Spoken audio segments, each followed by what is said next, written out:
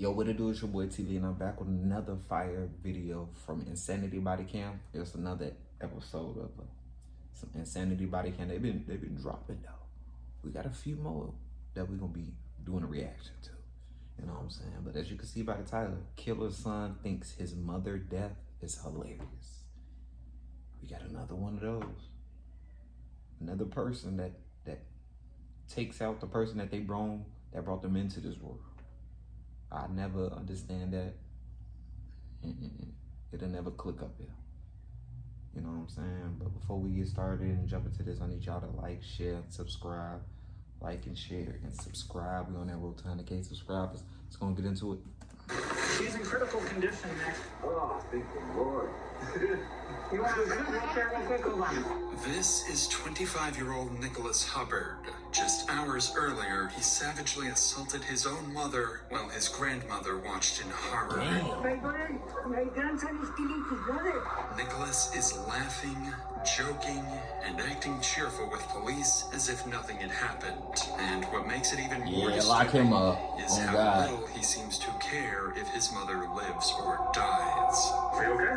Just reminds me what it stays for, bro. If you pull me out of the shower, I know, man. Pull the towel. I'm gonna piss myself right after him. Like, just put me in jail. Go piss yourself. We don't give a damn. We It don't was give a damn. midnight in a quiet New Mexico town when 911... We already know New Mexico always doing some crazy stuff. It's New Mexico, it's Florida.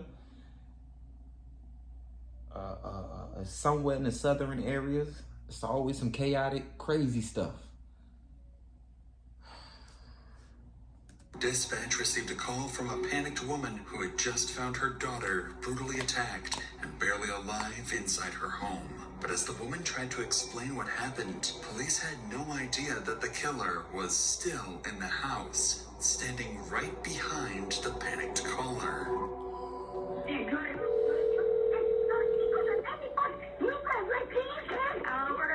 Where's your emergency? Is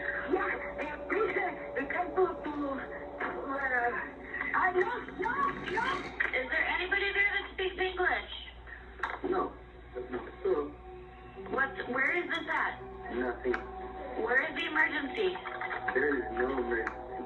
Okay, I just heard somebody yelling, so I'm gonna say different. No. What's going on? My grandma overreacts. My grandma fell.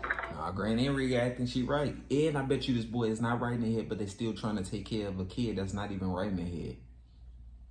That's where a lot of parents fell at. They be thinking like, yo, I birthed him, I can help him fully through. No, if a person is not right in the head all the way, it's different when somebody like ADHD or something, or other symptoms. But when they ain't right in the head, you know, autism in certain areas and stuff, sometimes it don't click right in the head with them. Sometimes they will harm you. It's almost like when people, I know this is way out, but it's almost like people that be taking baby lions, they be thinking like, I could raise them up until they're grown, then end up getting ate. Like, know what you're dealing with. She just overreacted. Okay, can you tell me where you are? I'm Nicholas. Okay, can you tell me where you are? It's almost like taking a serial killer in your house and be like, man, I can change him. Okay.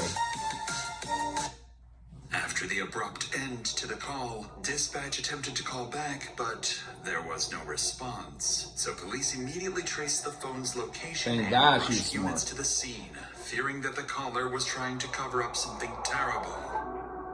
As the officers arrive on the scene, people outside alert them of something terrible going down. There's something wrong inside the house. Huh?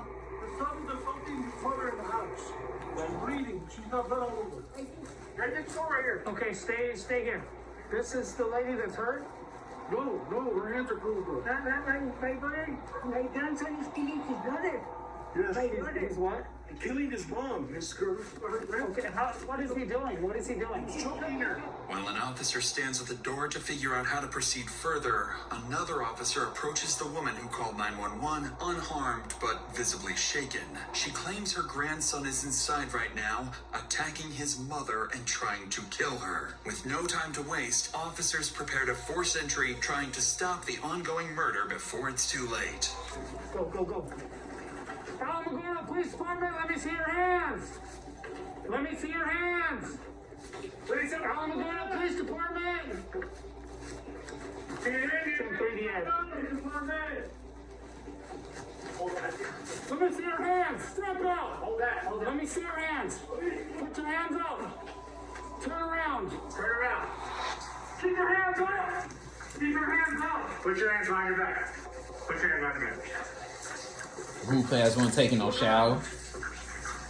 You got it? Yeah, I got him. Just check it out. Nigga ain't even got no soap, none of that on him. What's your name? Nick. Nick? Good. Inside the house, officers find and detain the grandson, Nick, covered in blood and casually taking a shower as if nothing had happened, while other officers are looking for his mother. You got him? Yeah, I got him. Just check it out. Alamogordo Police Department. I got tons of blood in here. Alamogordo Police Department. Hang on right there, okay? Okay. Are you okay? Yes. Get him out! Get him out to the car! Fire. Alamogordo Police Department!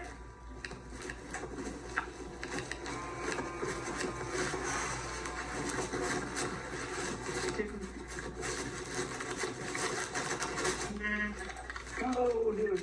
Oh, no. Get some blue gloves on. Let's get CPR. Let's get CPR. Let's go. Police discover Nick's mother, Esther, laying on the living room floor with multiple life-threatening injuries, barely clinging on to life. With this terrifying discovery, the officers' priorities shift to performing CTR and doing everything they can to try and keep her alive. Slow down your pumping a little bit. Here, don't stop, don't stop, don't stop. You need a break? Yeah. Okay, switch. Oh, We God. got blood everywhere over here, guys. We got weapons and everything, so we need to watch out for that too. I haven't seen any signs of any breathing or anything. Okay, as soon as I jump up, you jump in. Ready? Ready? Yep. Go. We got evidence everywhere, so we need to watch out for that, guys. Do we have any clue what she got hit with? We've got a pole here, we got a knife here. Blood's all throughout the house, so we haven't even looked. We were just looking for her. By the time medics arrived, Esther had regained a faint pulse, but it quickly became clear her chances of survival were slim. The pole and knife beside her had caused devastating injuries to her head and torso. Still, she was rushed to the hospital while Nick was secured and prepared for transport. Officers still had no idea what could have driven Nick to attack his mother so violently, but it wouldn't take long for them to start uncovering disturbing details. With the scene secured, officers turned to Nick's grandmother, the woman who initially called 911, hoping her account would help them piece together what had happened. Who are you guys? Sorry. She came, she was banging on my door. Yeah, they called 911 and he took the phone from her. She was trying to talk to us. Who's inside? That's her daughter. That's her grandson. My grandson, I think you'll be already eaten because he is here very much. Hold on, they saying daughter. Oh, that's the grand. Okay, okay. I'm thinking like he had a sister or They something. were accusing him of being on drugs. This is grandson, mom, grandma. Okay. They led to an argument, I guess, and he, from what grandma says, he was punching her, choking her, and they were fighting in the den. He started bleeding a lot. She tried calling 911. He took the phone from her, and then she ran over here. That's about all I can get because I really can't understand it. From their initial interview with Nick's grandmother, officers had a rough idea of what went down, though many details were still missing. So police turned to the neighbors present at the scene, hoping for an answer. And that's when one of them would deliver a chilling breakthrough. So, Mom does not live here, right? No, Mom lives in Massachusetts. So she came all the way over here? Yes, Because somebody called? one of his friends called her saying that she thinks he's on something. And so when she Came here, came here, That's when the argument that started in the bedroom. She also mentioned that he was at Lowe's today drinking beer. Okay. Anything else? So he was apparently out at Lowe's drinking, and I wonder if that's that call From earlier? from earlier. Yeah. From earlier. The officers realized something interesting. Earlier that night, police were called to Lowe's Grocery, where Nick had been drinking at the local bar. Witnesses said he grew disruptive and confrontational, Oh, so and he when was- staff refused to serve. We got another episode. See, that's why you smoke your weed. Yeah. A lot of people that judge it be, oh, you smoking marijuana, but look how you people act off when y'all get some liquor in y'all system. I know a lot of people that have made an ass out of themselves from drinking, and they think they can handle it, but don't look at themselves in the mirror and see how they is when they handling the drink, the alcohol. Hey man, can I say it again? I say I know a lot of people that judge people off smoking marijuana, but they don't see themselves when they be drinking what they be drinking. They be thinking, oh, I'm cool and I'm dandy. No, look the next day at videos of you. When you sober up, you like, damn, I look a what? A fool. You made a fool of yourself. I never heard nobody smoking marijuana and they be like, man, I made a fool of myself being high. If anything, you're more chilled and laid back. For people that be like, no, it made me go crazy, because you already be going crazy in your brain.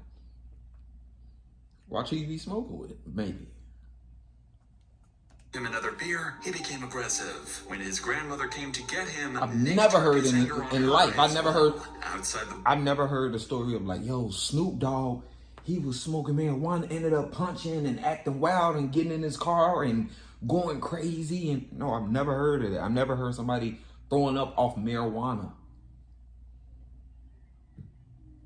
Like, I've never heard that. And if people have, it's because of the way you was going about it. But I've never heard somebody like on a day of like, okay, you ate well, good meal and stuff, and you just smoking, you just start throwing up. Heck, you know, no. I'm not trying to hear that. He would rip off his shirt and try to fight employees until his grandmother pulled him back, and just as police arrived, they hurried into the car and drove away. Granny was trying to With look the out for him bar's too. employees' statements and the evidence collected at the scene, the picture became clearer, pointing to a drug-induced violent outburst. Meanwhile, as Nick was transported to the police station, he showed no concern over whether his mother lived or died, and acted as if he didn't even deserve to be under That's some arrest. true colors. Dude, I'm naked as in the back seat of your car, dude. That's correct. Like, bro, like, what the fuck am I taking this case for, bro? I was in the shower and y'all fucking grabbed me out of the shower. And like, for what? You're being detained for the investigation, bro. For what? Whatever happened at the house, I don't know. I don't even know what happened. Like, Yeah, we'll figure it out. shower. Hey, Sir. I'll be cool with you. Yeah, it'll be cool with you Like, too, bro. Like, can I have some drawers, dog? If I can find some, yeah. Like, you pulled me out of the shower, dog. I know, man. You know what I mean? You only put your towel up? Pull the towel out. Like, that's fine, yeah. If you don't want it, I don't care. No. But what I'm saying is, like, can I have some drawers, bro? Before I go into jail, dog? Here, you're not going to jail. You're just being detained. Here. Okay. Look, he worried about that. Yeah. I'll hold that side and that side. All right. Okay. Let's go this way. Okay. We're good, bro. Before I get strapped up into the... Like, can I take a piss real quick, bro?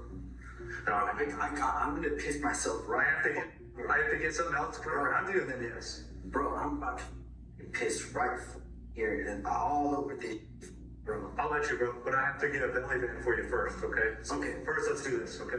And then I'll get that, take it off, and get you. Try to hold it. Thank you. Do your best. Put your knee back up there, please. During the entire transport to the police department, Nick wouldn't show any concerns or remorse for what he did, and once handcuffed at the department, he would slowly start getting agitated and aggressive. I'm trying to go low. I don't want to make a mess. I'm gonna please put them back. I'm gonna make it go. A little closer. Okay, I'm about to make a mess. Yeah, at least put it. I'm cool with you. I'm not gonna make a mess on the floor. You know what I mean, bro? Yeah, appreciate it. Like, can you at least just put? Oh, okay, hold on. Like, put me in general population, okay? Like, just put me in jail, dog. Like, why am I in this position all bent over and shit? And with 3 handcuffs all over me, all bent over and shit. Fuck. I'm still an American citizen. Like, what the fuck? Like, fuck. Why am I in this fuck position? Fuck my back and shit, dog.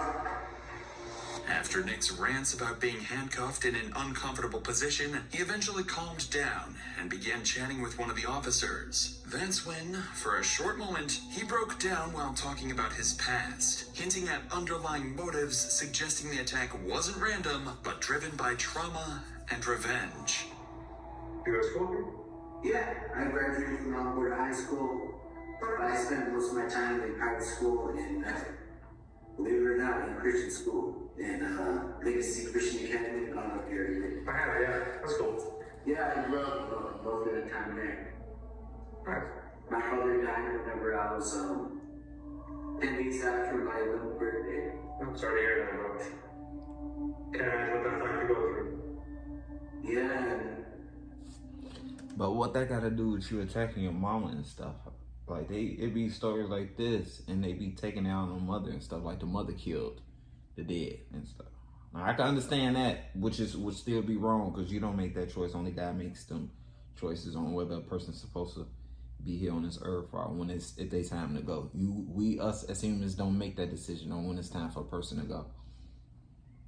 You know what I'm saying? So taking a person's life, that wasn't gonna do any justice. Like, My mom liked to drink a lot. And then she beat me up another kid. I'm sorry to hear that, bro. And she married my stepfather. And my stepfather was 2 nights. Can't imagine what that's like to go through, man. Nick's brief breakdown made it seem like he was finally realizing what he had done and hinted at past trauma that could be used in his defense. But any hint of remorse or distress would quickly prove to only be temporary. Soon after, he was taken to the same hospital where his mother was fighting for her life to have his blood tested for alcohol and psychoactive substances. From there, his mood shifted. Nick grew oddly excited and cheerful as if nothing had happened, all just hours after brutally assaulting his own mother. Damn. Yeah, no, I understand those things are not fun to walk in. You want me to get a wheelchair? I mean, like, that would be cool. You want to get a wheelchair real quick? Hold on. Like, that would totally be tight as fuck, dude. Like, I ain't going to complain. Okay, well, we'll get one. It'll make it a little easier for her ankles and everything. Yeah. Plus, my feet are cold as fuck. I wish they'd give me some chocolate or something. Oh, thank the Lord. Nick's behavior at the hospital made it clear he felt no remorse. His mood was detached, even cheerful, despite heavily injuring his mother a few hours earlier. But just down the hall, his mother's condition was rapidly declining. Despite doctors' best efforts, Esther's injuries were too severe, and she died in the same hospital where her son was being taken for a drug test. Nick was then taken to the police department and formally charged, where the reality of his future quickly set in, wiping the smile from his face in an instant. You don't have a problem with me.